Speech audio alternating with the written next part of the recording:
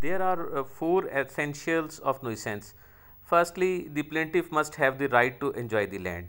If I am a stranger, if I am a guest at some place and I feel some kind of discomfort, I cannot bring the action of nuisance. Secondly, the defendant must be using the land in an unreasonable way.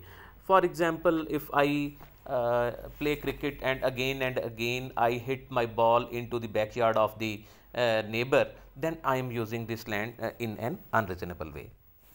Thirdly, unreasonable interference or damage should occur.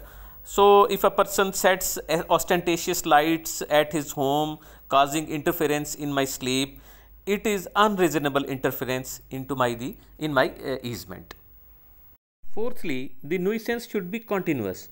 So, if I celebrate my children's birthdays on their birth dates, so noise of my guests cannot be regarded as nuisance as it is occasional, not continuous.